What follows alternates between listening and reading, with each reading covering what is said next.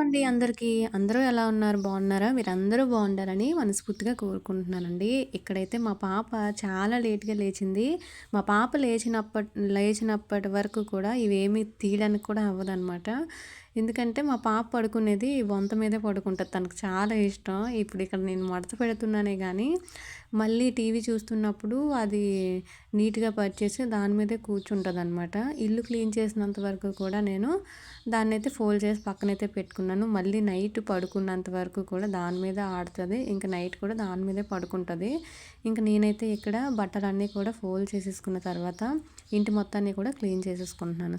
Room మొత్తాన్ని కూడా clean చేసేసుకుంటున్నానండి. నేను ఏ పని చేసినా సరే నా వెనకాలే తిరుగుతూ ఉంటుంది మా పాప అయితే. ఎంతైనా ఈ సంవత్సరమే కదా! నెక్స్ట్ ఇయర్ మళ్ళీ స్కూల్లో వేస్తాము. స్కూల్లో వేసిన తర్వాత ఇంకా డల్‌గా అనిపిస్తుంది. ఇంక నేను ఒక్కదాన్నే ఇంట్లో ఉండాలి. మా ఆయన డ్యూటీకి వెళ్ళిపోతారు. ఇంక మా పాప కూడా స్కూల్‌కైతే వెళ్ళిపోతూ ఉంటుంది కదా! ఇంకా మా వానలాంటి వాళ్ళ పనామె అయితే రోజు కూడా ఫ్లోర్ అయితే క్లీన్ చేస్తదండి. వారానికి ఒకసారి అయితే ఫ్లోర్ కడుగుతదనమాట. మెట్లు ఇవన్నీ కూడా. ఆమె అంత నీట్‌గా ఆమె తుడిచినా సరే నాకు సాటిస్ఫాక్షన్ అనిపించదనమాట. అందుకే నేను కూడా బయట నీట్‌గా క్లీన్ చేసేసుకుంటాను. ఇంకా ఇక్కడైతే మా పాపకి పొద్దున్నే నూడిల్స్ తింటానని ఒకటే ఏడుస్తూ ఉంది. అందుకే ఇంకా నూడిల్స్ అయితే చేస్తున్నాను. ఇది హెల్త్‌కి కూడా చాలా మంచిదండి. మీరు చాలా వీడియోస్‌లో చూసే ఉంటారు. ఎక్కువగా నేను ఈ నూడిల్సే మా పాపకు పెడుతూ ఉంటాను. ఇంక మా ఆయనకైతే పొద్దున్నే క్యారేజ్ అయితే పెట్టేసాను. ఇంక డ్యూటీకైతే వెళ్ళిపోయారు. ఈరోజు ఆలుగడ్డ కర్రీ అయితే చేశాను. ఎంత ఎక్కువ ఆలు కర్రీ చేసినా సరే మిగిలేది మాత్రం కొంచెమే మిగులుతుంది. అదేంటో గానీ సర్దుబాటు అసలు అవ్వదు ఆ కూరైతే. ఈరోజు మాత్రం ఆలు కర్రీ కూడా చాలా బాగా కుదిరిందండి. ఇంక మా ఆయన డ్యూటీకి వెళ్ళిపోయిన తర్వాత పాప అయితే చాలా ధీమాగా పడుకొని లేచిందండి. ఇంకా ఎక్కడైతే మా పాప పడుకొని లేచిన తర్వాత మా పాప కోసం నూడిల్స్ చేస్తున్నాను. ఆ నూడిల్స్ అయ్యేలోగా కొంచెం కరివేపాకైతే ఇచ్చానండి. కరివేపాకైతే చాలా ఇష్టంగా తింటుందనమాట. రోజుకొక గుప్పెడు వరకు తినేస్తది. హెల్త్ కూడా మంచిదే కదా అని చెప్పి నేను కూడా కొంచెం ఎక్కువగానే ఇస్తాను. ఇంకా కరివేపాకు తింటున్న లోపు నేనైతే ఇగోండి ఇక్కడ నూడిల్స్ అయితే చేస్తున్నాను. ముందు ఈ నూడిల్స్‌లో అయితే ఆయిల్ వేయకుండా బటర్ అయితే వేసుకుంటానండి. ఆయిల్ అయితే అన్‌హెల్తీ కదా! బటర్ అయితే కొంచెం పర్వాలేదు. అందుకని చెప్పి బటర్ అయితే వేసుకొని ఇంకా క్యారెట్, ఆనియన్, కరివేపాకు కూడా వేయించుకున్నాను. కరివేపాకైతే మాత్రం కొంచెం ఎక్కువగానే వేస్తానండి. వేసుకొని ఇవన్నీ కూడా వేయించేసుకున్నాను. ముందైతే ఎగ్ వేసి ఎగ్‌ని మంచిగా వేయించుకొని పక్కకైతే తీసేసుకున్నాను. ఎప్పుడు మేము ఈ నూడిల్స్ తీసుకున్నా సరే యెల్లో కలరు ప్యాకెట్ అయితే తీసుకుంటామండి. కాకపోతే ఈసారి గ్రీన్ కలర్ అయితే తీసుకున్నాము. దీని టేస్ట్ ఎలా ఉంటుందో అని చెప్పి. అసలు నాకు కూడా తినబుద్ధి కాలేదు. పాపం మా పాప అయితే చేశానే గానీ చేసింది చేసినట్టు అలానే వదిలేసింది. బాధ అనిపించిందనమాట నాకు. ఎందుకంటే ఎక్కువ నూడిల్స్ అంటే ఇష్టం అనమాట మా పాపకి. ఇంకా పొద్దున్నే నూడిల్స్ తింటా అని ఏడ్చింది. అసలు ఆ ఎగ్ అంతా తినేసింది. ఇంకా నూడిల్స్ మొత్తం కూడా సైడ్‌కి పెట్టేసిందనమాట. అంటే అంత బాలేదండి. యెల్లో కలర్ అయితే చాలా బావుంటుంది. తినాలనిపిస్తూ ఉంటుందండి.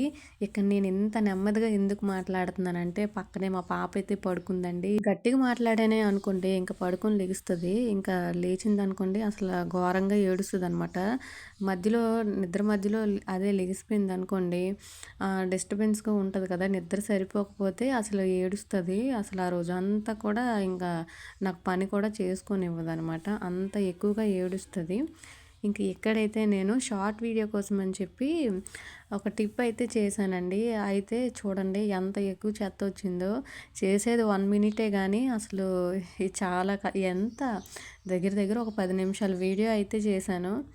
ఫైనల్‌గా వీడియో అయితే చేశాను. అది అప్‌లోడ్ కూడా చేశాను. మీరెవరైనా చూడకపోతే వెళ్లి చూడండి.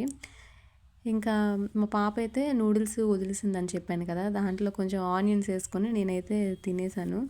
ఇంకా మధ్యాహ్నం కాదు ఉదయము బ్రేక్‌ఫాస్ట్ ఏమీ చేయలేదు. ఇంకా మధ్యాహ్నం నుంచి ఇదే తినేసాను. ఇంకా మా పాపకి నాకు తలకి ఆయిల్ రాసుకుందామని చెప్పి ఎండలో అయితే పెట్టానండి. కొబ్బరి నూనెని. బాగా గడ్డ కట్టేసిందనమాట. చిన్నప్పుడు కూడా ఇలానే చేసేవాళ్ళమండి మేమైతే. ఆయిలు గడ్డ కట్టేసిందే అనుకోండి ఎండలో గానీ, పొయ్యి దగ్గర గానీ పెట్టేవాళ్ళం.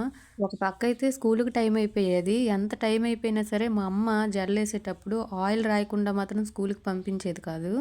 అయితే కోపమొచ్చేసేది మా చెల్లికి, నాకు ఆయిల్ రాయొద్దు, ఏమి వద్దు, నార్మల్‌గా వెళ్ళిపోతాం. ఒక జడైనా ఏసి, ఒక పిల్లకైనా కట్టేసేయనంటే, లేదు అని చెప్పి ఫుల్లుగా ఆయిల్ రాసేసేది. ఆయిల్ ఫుల్లుగా రాసేసి, ఇంక 2 అరటికాయ జడలైతే వేసి చక్కగా పంపించేదనమాట. అవి సాయంకాలం వరకు ఊడేవి కాదు. గట్టిగా వేసేదనమాట. భలేగుండేది అయినా సరే స్కూల్ డేస్‌లోని, మా చిన్నప్పుడు రోజుల్లోనైతే. ఇంకా ఎక్కడైతే చికెన్ బిర్యానీ అయితే చేస్తున్నానండి. చాలా రోజుల నుంచి చికెన్ బిర్యానీ అయితే చేయలేదు. చాలా రోజులేంటి, చాలా నెలల నుంచే చేయలేదు. ఎప్పుడు నార్మల్‌గా బిర్యానీ సపరేట్‌గా కర్రీ అయితే చేసుకునేవాళ్ళం గానీ, ఇలా దమ్ బిర్యానీ అయితే చాలా నెలలు అయితే అయిపోతుంది చేయలేదండి. ఇంకా చేద్దామని చెప్పి ఇంకా నిన్నైతే చేశాను. చాలా బాగా కుదిరిందండి. అసలు ఈ బిర్యానీ చెయ్యాలంటే నాకు భయమనమాట. ఒకసారి బాగా కుదురుతది, ఒకసారి బాగా కుదరదనమాట. కుదరదు అంటే మసాలా పట్టకపోవడం గానీ, రైస్ అనేది ముద్దయిపోవడం గానీ, ఇలా అవుతదనమాట. కానీ హాఫ్ కేజీ చికెన్‌కి ఒక గ్లాసున్నర రైస్ అయితే వేశాను. పర్ఫెక్ట్‌గా చాలా బాగా వచ్చిందండి. ఇంకా చికెన్ ముక్కలు ఎక్కువైపోయాయి. ఇంకా రైసే తక్కువైపోయింది హాఫ్ కేజీ చికెన్‌కైతే.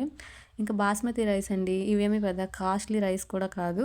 రూ. 100 ఉంటాయి కదా! రిలయన్స్‌లోని, మోర్‌లోని అవే మేము ఎప్పుడు కూడా తీసుకుంటాము. మరీ ఎక్కువ కాస్ట్ పెట్టి కూడా తీసేసుకోము. ఇవి కూడా చాలా బావుంటాయండి. మనం చేసే విధానం బట్టే ఉంటాయి ఏవైనా సరే కదా! ఎక్కువ కాస్ట్ పెట్టి ఎందుకు తీసుకోవడం. ఇంకా 98 రూపీస్ అయితే పడింది ఈ బాస్మతి రైస్ అయితే. ఇంకా వాటిని మొన్న ఒక 2 కిలోల వరకు తీసుకొనొచ్చాము. ఇంకా న్యూ ఇయర్ కూడా వస్తుంది కదా! అందుకే ఇంకా 2 కిలోల వరకు తీసేసుకొని, ఇంకా ఇక్కడైతే చికెన్ బిర్యానీ అయితే చేసేస్తున్నానండి. ఎలా వస్తదా? ఎలా వస్తదా? అని టెన్షన్ అనమాట. అసలు మా ఆయనకి కర్రీ చేస్తాను అని చెప్పాను. సడన్ సర్ప్రైజ్ అనమాట. మా ఆయనకి చికెన్ బిర్యానీ అంటే చాలా ఇష్టం. అయితే తనకి సర్ప్రైజ్‌గా చేస్తే కొంచెం ఎక్సైట్‌మెంట్‌గా ఫీల్ అవుతారు కదా! అని చెప్పి చేస్తే, ఇంక డ్యూటీ నుంచి వచ్చిన వెంటనే ఏదో స్పెషల్ చేసావని చెప్పి అన్నారనమాట. ఎందుకంటే బాగా మంచి స్మెల్ అనేది వస్తది. డోర్ తీసిన వెంటనే కూడా. ఇంకా పక్కనున్న వాళ్ళు కూడా అడిగారు, "ఏం చేస్తున్నావు స్పెషల్ మంచి స్మెల్ అనేది వస్తుందంటే," ఇలా బిర్యానీ చేస్తున్నాను అన్నాను. ఇంకా వాళ్ళైతే మనం ఏమి ఇచ్చినా తీసుకోరు. ఎందుకంటే వాళ్ళు బ్రాహ్మన్స్ అండి. వాళ్ళు చికెన్, మటన్ ఇలాంటివి ఏమి కూడా తినరు కదా! ఇంక ఇక్కడైతే చికెన్ బిర్యానీ ప్రాసెస్ మొత్తం కూడా స్టార్ట్ చేశానండి. ఇంకా ఈ బిర్యానీ చేసుకుంటూ మీతో అయితే కొన్ని విషయాలు షేర్ చేసుకోవాలి అనుకుంటున్నాను. ఏంటి అంటే, నేను యూట్యూబ్ ఛానల్ స్టార్ట్ చేసి దగ్గర దగ్గర 4 సంవత్సరాలైతే అవుతుందండి. ఇది కొత్త ఛానల్ కాబట్టి ఇది స్టార్ట్ చేసి ఒక 4 నెలలు మాత్రమే అవుతుంది. స్టార్ట్ చేసిన ఒక 3 నెలల్లోనే నాకు మానిటైజేషన్ అయితే అయిపోయింది. ఇంకా డాలర్స్ కూడా ఇప్పుడు వస్తూ ఉన్నాయి.